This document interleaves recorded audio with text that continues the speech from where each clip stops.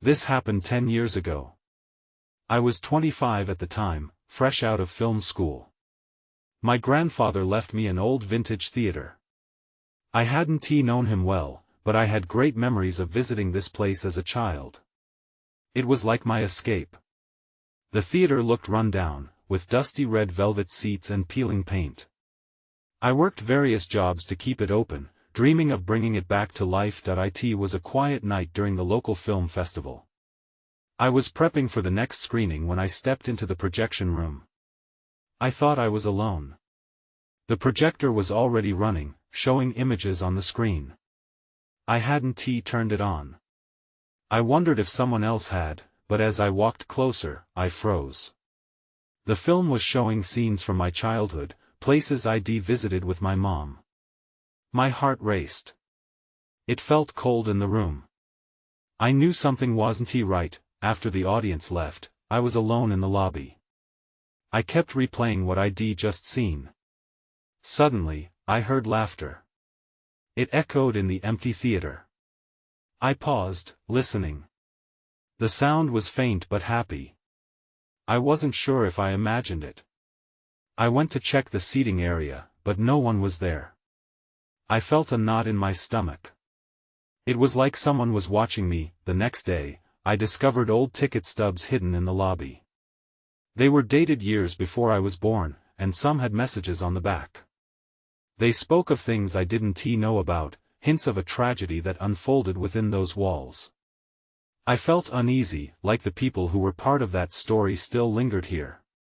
I started to wonder if I'd made a big mistake taking over the theater. As the festival continued, strange things happened more often. Unexplained applause would boom after screenings, even when no one was there. Outside, I heard whispers soft and quick. I couldn't tell if they were real. I felt like I was being followed, and I kept looking over my shoulder. One evening, as I was trying to get ready for the next show, I thought I saw a shadow dart across the stage. I blinked hard, thinking it was my imagination. But it wasn't there when I looked again. Maybe I was losing it. But still, it felt like the theater was alive, aware of my presence. Standing at the foot of the stage, the air felt thick. I thought about how I wanted to save this place. What if something from the past wanted to reclaim it? A part of me sensed I wasn't alone. I turned toward the wooden doors, the lights flickering overhead, and suddenly, my breath caught. Something whispered my name. I was sure of it. I turned slowly to see who was there. But there was no one in sight. The feeling of dread settled in my chest. The theater felt alive, but I didn't know if I wanted to be a part of it anymore. The following day, I couldn't shake the feeling of unease. I decided I needed answers, so I grabbed a random ticket stub from the pile I found. The names were unfamiliar, but one stood out: Emily Carter. The message on the back read, "I'll stay for the show, but it's only a memory." I couldn't stop staring at it. Who was Emily? I figured someone in town might know. I headed to the local diner, a place where the town's elders always gathered. They loved to chat, and if anyone had the scoop on Emily, it would be them. As I entered, the familiar aroma of coffee and pie welcomed me. I spotted Mrs. Jenkins in a corner booth, her usual seat. She waved me over with a knowing smile. "Back again, huh? How's the theater treating you?" she asked. "It's an adventure," I replied, trying to keep the worry out of my voice.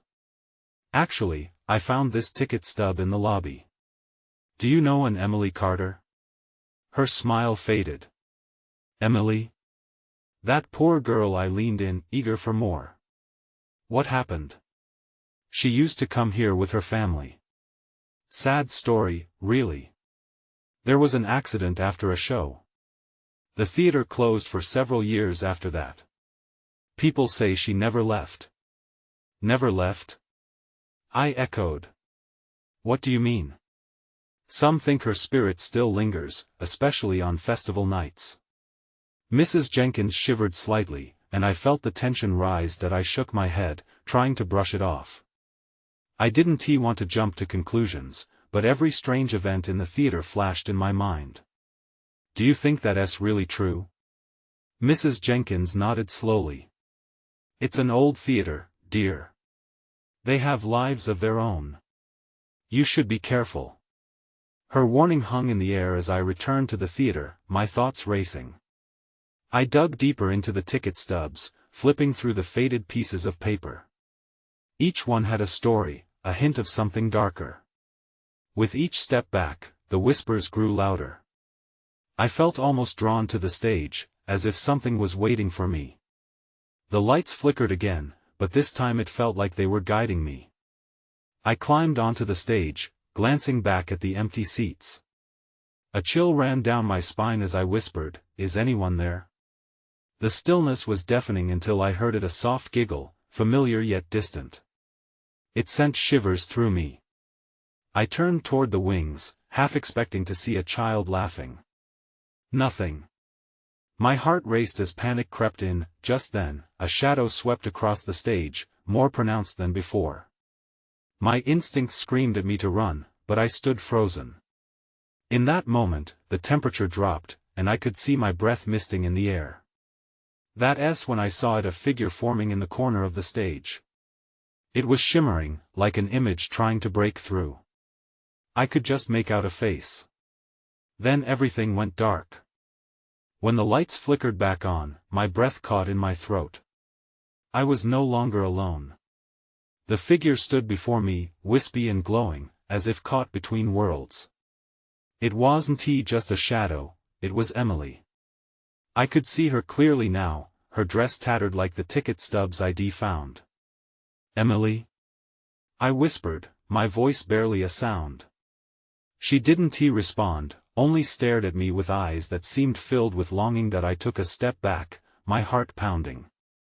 "Are you trapped here?" I asked, though I feared the answer.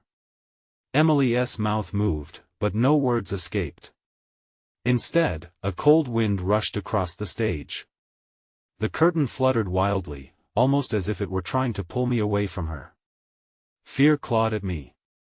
I thought of running, but I felt rooted to the spot. I needed to understand what she wanted. "What do you need?" I asked, my voice trembling. Suddenly, the lights dimmed again, and the air buzzed with static. A whisper brushed past me, just out of reach. "Remember," it echoed. The word lingered in my mind like a haunting melody. "Remember what?" I called, desperation creeping into my tone. Emily's form flickered, her expression shifting from sadness to something like urgency. As she reached towards me, the glow around her brightened, almost blinding. Before I could react, the stage floor creaked ominously. The boards beneath my feet began to tremble. I glanced down, my mind racing, and then back at Emily. Her eyes widened, and in an instant, she vanished. The stage felt empty again, but the whispers remained. They grew louder, echoing in the theater like a chorus of forgotten voices. Panic surged within me. I needed to get out. That I turned to flee, but a heavy silence fell, clutching at my throat. Something was blocking the exit. I stepped forward, ready to push past whatever it was.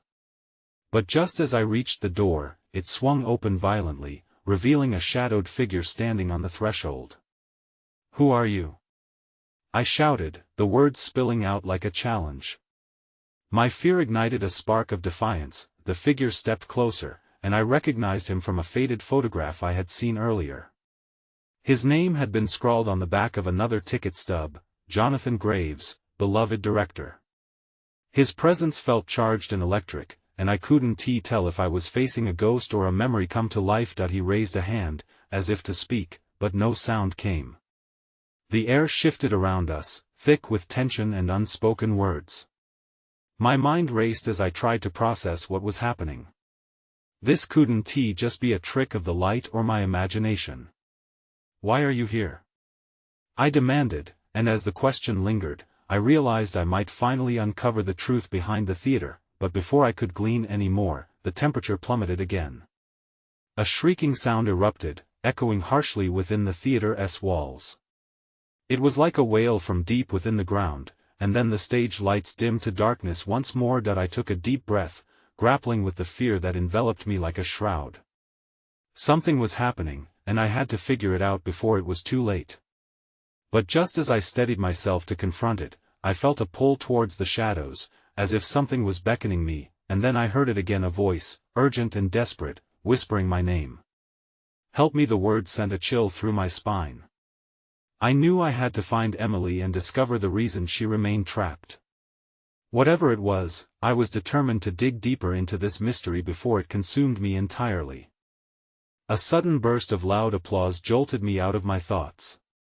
The sound seemed to come from everywhere and nowhere at once, echoing off the walls like ghosts reliving their past glory. "What is going on?" I gasped, my eyes sweeping the theater in search of anything that made sense.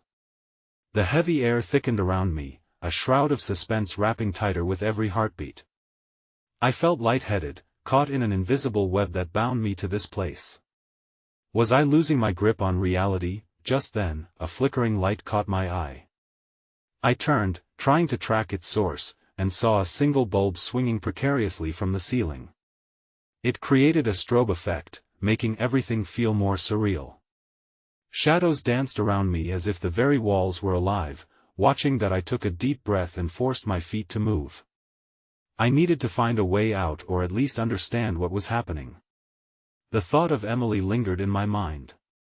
I had to warn her, to do something to help her spirit escape this limbo. Moving cautiously, I ventured past the stage, the wooden floor creaking beneath me. The whispers were fading, but I still felt them, like a distant melody echoing in my bones.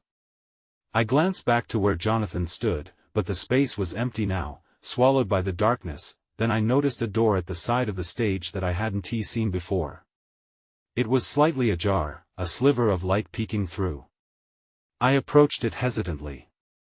Did it lead to something significant or just lead me further into the unknown? With trembling hands, I pushed the door open. The noise of the theater faded behind me as the door swung wide. In front of me lay a narrow staircase spiraling down into darkness.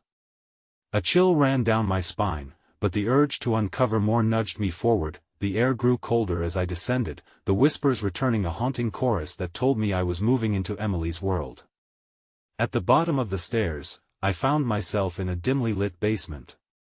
Old sets and costumes lay strewn about like forgotten memories, their dust-covered forms draped across the floor. Something caught my eye, a glint of silver. I approached it cautiously, discovering a small pocket watch, its glass cracked but still reflecting bits of light. Opening it, I found an engraving, "For my dearest Emily, with love, J.G." My heart raced. The initials matched Jonathan's. This had to be hers. But how? The questions piled up like the debris around me. Just then, I felt a gust of wind sweep through the basement, rustling the costumes like whispers come to life. "Help me!" The voice resonated again, more intense. It was Emily. Just then, the lights flickered out completely. The shadows closed in, suffocating and alive. I felt the pocket watch slip from my fingers, crashing to the ground. As I bent to retrieve it, I heard footsteps above me, a slow, deliberate sound that reverberated off the walls, drawing nearer. Someone or something was in the theater with me. The sound of the footsteps grew louder, each thud crashing against my pounding heart. I froze, caught in place as primal instincts kicked in. The darkness around me felt tangible, pressing against my skin like a cold breath. "Who's there?"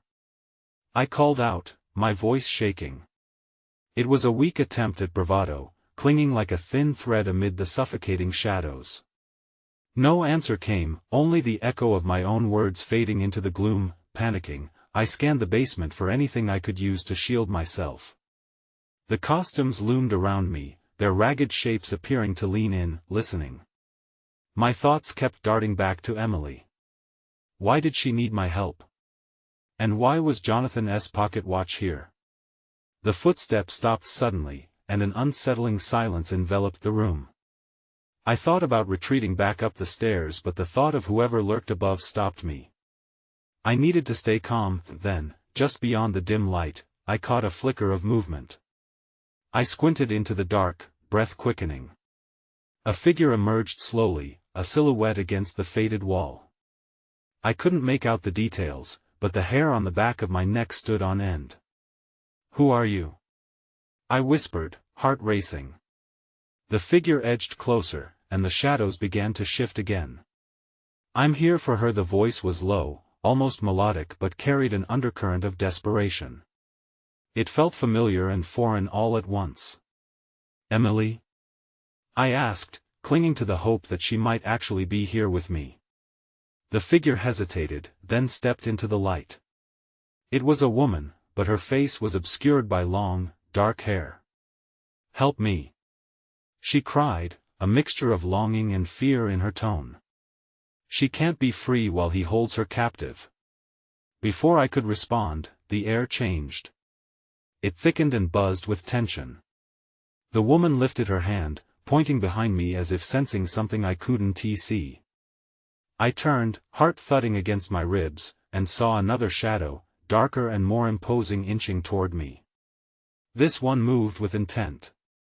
I stepped back, then stumbled over an old prop, crashing into an unruly pile of costumes. "Run!" the woman shouted, her voice now urgent. I didn't need to be told twice. I scrambled to my feet and bolted for the staircase, adrenaline fueling my escape. As I reached the bottom step, a force knocked me back, a chill sweeping through me. I stumbled but managed to hold on to the railing. I dared a glance back. The woman stood there, locked in place as if the shadows were grasping her, trying to pull her back. "Don't let him take you," she yelled, but who was the he? And what was chasing her? Every instinct told me to escape, but I couldn't leave without knowing more. In a split second, I made my choice. I wouldn't leave her behind. I turned back, determined to uncover the truth in this nightmare, and right now, that meant facing whatever dwelled in the dark. The woman's desperate cry echoed in my ears as I turned back into the darkness. I felt weighty shadows envelop me, creeping along my skin like spiders. I moved toward her, heart pounding as I fought against an urge to flee. "Who are you? What do you mean by captive?" I asked, trying to keep my voice steady. She didn't answer right away. Instead, her gaze was fixed behind me, eyes wide with terror. I glanced back but saw nothing. The weight in the air seemed to grow heavier, a sinister presence looming over us. "We need to get out of here," I urged, but she remained still, as if rooted to the spot. "Listen," she said, her voice trembling slightly. "You can't leave. He's not just after me. You need to understand he knows you're here." Her words struck me like a cold wave, each syllable pulling me deeper into a pool of dread. "Who?" I pressed, desperate. "Who knows I'm here?" A flicker of movement caught my eye again. My breath quickened as the shadow shifted behind me, closer now. "It's him. The one who has her." The woman lunged toward me, grabbing my arm with surprising strength. "You have to trust me. We can't stay here. You must help Emily, but you're in danger." In that moment, a laugh rippled through the darkness, low and mocking. The sound curled like smoke around us, suffocating. I felt an icy chill sweep over me, and my instinct screamed to run. "What do you want?" I shouted into the abyss. "Just to watch," came a voice, smooth and taunting. From the gloom, a figure materialized, tall and cloaked in shadows, with eyes that glowed like embers. My stomach dropped as I realized the woman's grip tightened. "Do not engage," she hissed urgently. "He feeds on fear." Before I could process anything, the figure lunged forward. I spun, adrenaline kicking in, and the two of us stumbled backward together. I pulled the woman with me as we made a break for the staircase. "Go!" I gasped, pushing her ahead of me. We barreled up the steps, breathless and terrified, but as I reached for the door at the top, a hard force slammed against my back, sending me sprawling. Pain shot through my shoulder as I landed hard on the floor. I turned to see the figure looming over me, its presence suffocating. The woman froze in place, staring wide-eyed. "Let her go!" I yelled, scrambling to my feet. Suddenly, the room shifted. The walls seemed to ripple, transforming the space around us. I saw memories flash across the surfaces, scenes of laughter, joy, then flickering images of chaos and despair. I felt an overwhelming sense of dread wash over me. "Help her!"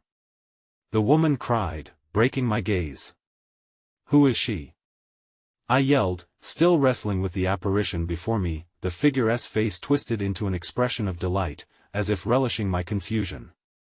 "She's one of many, dear. You should have never come here. This is my domain now." Before I could respond, I felt a tug at my thoughts, a sudden pull towards something I couldn't grasp. It was terrifying, almost like a promise of darker truths. I lost my grip on my surroundings, caught in a spiraling abyss of memories and shadows. Then a loud crack echoed through the room. I turned, just in time to see the old wooden door splinter apart, revealing the eerie glow of starlight beyond. "Go! Now!" the woman screamed. Adrenaline surged through me again, urging me forward toward an uncertain escape. But as I made my way toward the door, I couldn't shake the feeling that whatever was behind me was gaining ground. The woman stumbled beside me, and we burst into the light together, but not without remembering too late that the true threat might not lie in the shadows alone. We stumbled into the night, gasping for air as the starlight washed over us. The sudden brightness felt almost blinding. I hesitated, glancing back at the entrance we had just fled. It remained an ominous shadow, almost beckoning us to return. "Keep moving," the woman urged, yanking my arm. Her urgency pushed me back to reality. I ran alongside her, heart racing, scanning our surroundings. We stood in a narrow alley, cobblestones slick beneath our shoes. "What's your name?" I asked, needing to ground myself in this chaotic moment. "Leah," she replied breathlessly. "And we need to find Emily. He'll be coming for us." "Who is Emily?" I asked, trying to keep up, but Leah was already moving further into the narrow passageway. "Someone important. Someone he wants," she said without looking back. "We have to make sure she is safe. That's why he drew me into that place in the first place." "What do you mean?" I felt disoriented. I had no idea what was really happening. Leah took a sudden turn, and I followed her, desperate to stay close. We reached a deserted street with old buildings looming over us like sentinels. I could feel the weight of the darkness trailing behind us, clawing at my thoughts. "What does he want with us?" I asked. She stopped and locked eyes with me, a mix of fear and determination etched on her face. "He wants to break us. To use our fear. We can't let him." Before I could process her words, a chill swept through the air, and I felt a familiar sensation growing stronger. It was as if the darkness was alive, breathing down my neck. I turned just in time to see a flicker of movement near the alley's end. "Run!" Leah shouted as she grabbed my hand again. We took off, the sound of our footsteps echoing against the silent buildings. I glanced back, but all I saw was a shadow darting away, a dark figure morphing into the night that I could hear my heart pounding as we dashed around another corner. "What's next?" I panted, desperately trying to keep up. "There's a church nearby. We can hide there," Leah said, her voice tense. "It's south, the only place I know where he can't follow." I didn't question her logic, I just moved with her, trusting her instincts. As we sprinted through the streets, I wondered what lay ahead and if we would ever find Emily. Or if we'd escape this darkness chasing us. Just then, something cold brushed against my shoulder. The air felt wrong, thick with dread. I spun around, losing my breath for a moment. Nothing. Just the night around us. "Don't stop," Leah urged. Her voice yanked me back. My mind raced to a new realization: this wasn't just a game of hide and seek. There was something truly sinister about who or what we were running from. We reached the church, its old wooden doors creaking as Leah rushed inside. I stepped in right behind her, heart still racing. The atmosphere shifted instantly, it felt safe, sacred almost, and then I saw the flicker of a candle illuminating a figure at the altar, shrouded in darkness. "Who is that?" I whispered, the previous tension creeping back. Leah took a step back, face pale. "We can't let him take us again." A chill spread through me. With that, I realized we were not safe yet. This fight was far from over. The candle's glow illuminated the altar, revealing a hooded figure. My breath caught in my throat. "Leah, who is that?" "I don't know," she whispered, her eyes wide with disbelief. "It can't be him, not here." The figure remained still, an imposing silhouette against the flickering light. An eerie silence settled over the church, wrapping around us like a heavy fog. We stood frozen, but something about the figure pulled at my instincts. It felt familiar and dangerous. "Maybe it's a trick," I said, backing away slowly. Leah nodded but didn't take her eyes off the figure. Suddenly, the figure moved, lifting its head slightly. I could see the glint of eyes peering from beneath the hood. My heart raced. It wasn't just any shadow, it felt like a part of the darkness that had been chasing us. "Come closer," it said, its voice smooth and cold, like ice cracking on a frozen lake. "You seek safety, yet you belong to the shadows. Stay back." Leah shouted, stepping protectively in front of me. I couldn't tell if she was more frightened or angry. "I do not wish to harm you," it replied, tilting its head. "But you cannot escape your fate." "What fate?" My voice trembled, but I forced the words out. "Emily," the figure said, almost casually. "You will find her. And when you do, the truth will be revealed." The mention of Emily sent a jolt through me. Leah's grip on my arm tightened. "What do you know?" she demanded. "Everything," it answered, voice dripping with a kind of dark satisfaction. "And nothing. This is your journey, not mine. But I will be watching." Before I could respond, the candles flickered violently. The lights dimmed, and the church around us seemed to shudder. I felt a rush of wind, and for a moment, I thought I saw the figure start to dissolve into shadows. "Leah, we have to go," I yelled. The thought of being captured by that presence terrified me. We turned to leave, but Leah stopped. "What if it's true? What if Emily is the key?" "Key to what?" "We need answers, not riddles," I urged. Just then, the church doors creaked open on their own, revealing the night outside. I was sure it wasn't open before. "We both know we can't stay here," Leah said urgently. He'll come for us." We stepped outside into the cool night air, but something was different. The familiar street we had run through was gone. Instead, we stood on a deserted road. Overgrown weeds swayed gently in the wind, and the trees loomed like silent watchers. "Where are we?" I asked, panic creeping into my voice. Leah looked around, taking short breaths. "I don't know. But we need to get back to where we started." And that's when I heard it, a soft whisper carried by the wind. A name. Emily. I felt chills race down my spine. That name was becoming our anchor, and with it came the growing sense that whatever this game was, it was only just beginning. We took a tentative step forward, uncertainty gnawing at me. But before I could question any further, I spotted a flicker of movement in the woods beside us. Someone was watching. I squinted into the darkness of the trees, trying to make out what or who was hiding there. The branches swayed, and a figure emerged. It stepped into the faint moonlight, revealing a young woman, a few years older than us, with long dark hair and piercing green eyes. "Are you lost?" she asked, her voice smooth but edged with urgency. I exchanged a nervous glance with Leah. "No, we're not lost. We're just trying to find something.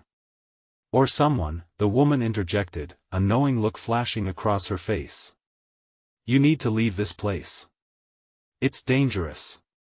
Why? What do you know? Leah pressed, stepping closer to the stranger. I know about the shadows, she said. They want to draw you in. You're not safe here. She glanced back toward the woods, her face taut with fear. Who are you? I felt bold enough to ask. What do you mean by shadows? My name is Kira, she replied, her eyes darting as if she expected something to leap from the trees. I live nearby, and I've seen them, those things that watch. What things? Leah pressed again, Kira's voice dropped to a whisper. The ones who take people. They'll come for you next. The cold grip of panic squeezed my chest. Take people? What do you mean? People like you, who are searching for Emily, she said. They can sense your fear. My heartbeat quickened. You know about Emily? Where is she? I can't help you find her, not here. We need to go, Kira insisted, glancing over her shoulder again. They're coming. What do you mean, they're coming? I asked, afraid of what I might hear. Suddenly, the wind picked up, whipping through the trees like a warning. I felt an overwhelming urge to run, but Kira stepped forward, grabbing my arm. You have to trust me. Follow me. Before I could react, Leah took my other arm. We should listen to her. We can't stay here. That was enough to push me into action. We needed to find a way out, fast. Kira led us down a narrow, winding path that cut through the thick underbrush. Behind us, I could hear faint rustling. Something was indeed following us. Do you have any idea where we're going? I gasped, trying to keep up. Just keep moving. If we reach the clearing, we can regroup, Kira yelled back, her pace quickening. The urgency in her voice made my heart race. But as we navigated the dim path, a cold dread settled over me. It felt like those shadows were creeping closer. Then I heard a whispering that grew louder, smarter. Emily, Emily, my stomach dropped. What is that? Don't look back. Kira shouted just as a dark shape darted past us. I could scarcely breathe. We have to get out of here. And then everything went silent. The whispering stopped, but the air felt heavy. I turned my head slightly, and that's when I saw them, figures emerging from the shadows, their eyes glowing in the darkness. Run! Kira screamed, and we took off just as the path before us began to swirl into darkness.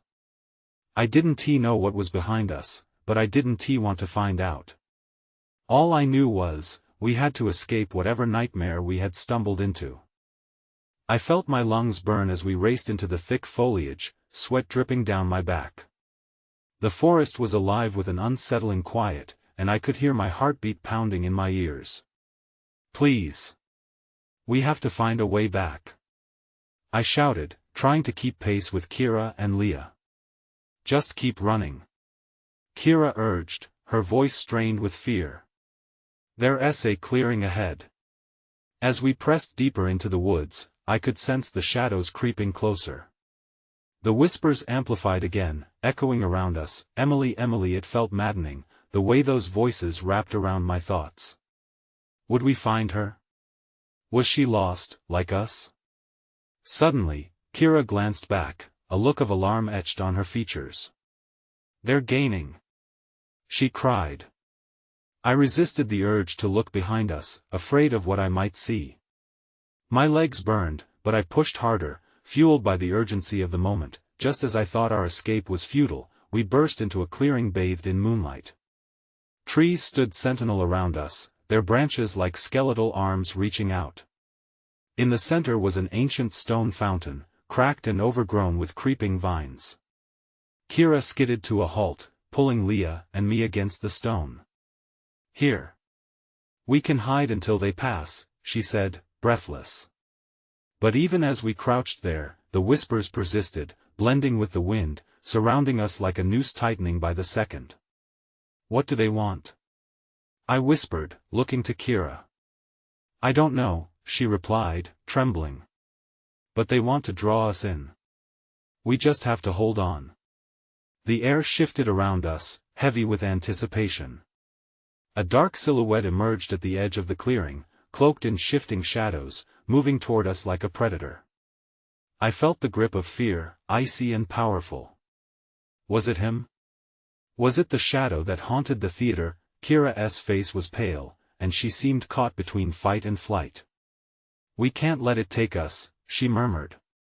"If it gets closer, we have to do something, anything."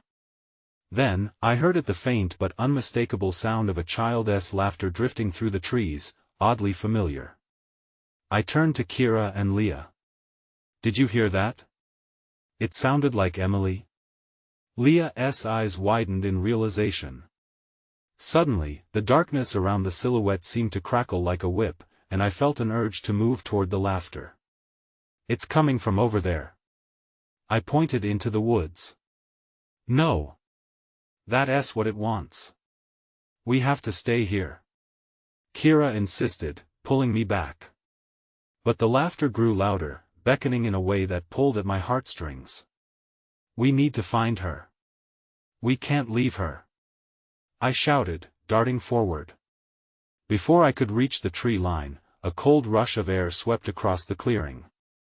The shadow figure lunged, and I stumbled backward, panic coursing through my veins as I barely dodged its grasp. "Go!" Kira shouted. In that moment, knowing we had no choice, we plunged into the woods, the chaos of our breaths mingling with the haunting laughter that echoed around us. As we ran deeper, I felt a surge of clarity. Whatever we encountered in that theater, whoever Emily was, it was all connected to us now. The trees closed in around us, and the laughter morphed into something terrifying, a melodic tune mingling with souls lost to the past. It felt like the shadows themselves were colluding, igniting deeper fears I never knew I had. "What if we're too late?" Leah gasped. "Focus!" Kira shouted back. "We need to find the source of that voice." With each step, the dark presence behind us loomed larger. The shadows stretched, trying to ensnare us back, a sinister force that refused to relinquish its hold. Then, we stumbled into an opening, and there she was, Emily, standing amidst an ethereal glow, her face both solemn and inviting. "Help me," she whispered, tears glistening in her eyes, but everything felt too surreal, too chaotic. Was she a ghost, or had we finally arrived at the climax of this harrowing pursuit? The shadows throbbed, growing angrier with our approach. A wild energy surged through me, tethered between the world I knew and this dark existence enveloping us all. Without thinking, I reached out toward Emily, and as I did, the shadows recoiled, their whispers turning into anguished howls. "What is happening?" I cried, desperately grasping for understanding. "Together break the curse," she urged, her voice ethereal yet commanding. The shadows lurched forward again, almost swallowing us whole. "Now! We have to help her!" Leah cried. A sudden, blinding light erupted from Emily, pushing the engulfing darkness back. I felt a surge of determination, moving closer as something within me cracked open a connection deeper than fear. The light radiated from my heart as well, pulsing like a heartbeat. But as the shadows writhed in rage, I felt the edges of reality blur. Part of me wanted to run, to flee from all this chaos. But another part knew we had to see this through. The darkness screamed, "You will never escape." But Emily's presence burned through my fear. "Stay strong," she urged. And just like that, as the light enveloped us all, I felt the shadows retreat slightly, their grip loosening. In that moment, I realized the fight wasn't just about Emily but about all of us. Our fears manifested, lingering like dust in the corners of our minds. Then, just as quickly as it began, the light and the shadows clashed violently, creating an explosion of light and sound. In that deafening moment, everything blanketed into chaos, and I felt my lungs fill with darkness once more. When I opened my eyes, I was back outside the theater, standing alone in the pale morning light spilling over the old bricks. The whispers had faded, but uncertainty clung to me like a shroud. Had I escaped? Was Emily free? I searched desperately for Kira and Leah, but they were gone, replaced by the echoing silence of the empty street. I felt haunted, like a piece of my soul had been left behind. Lost amidst the memories swirling in the night, I could only grip the pocket watch, still resting safely in my pocket, whispering of Jonathan and Emily, and somehow, along with the fading ghosts and laughter, I understood that this story would continue for those who dared step into the shadows. Because some doors, once opened, never fully close.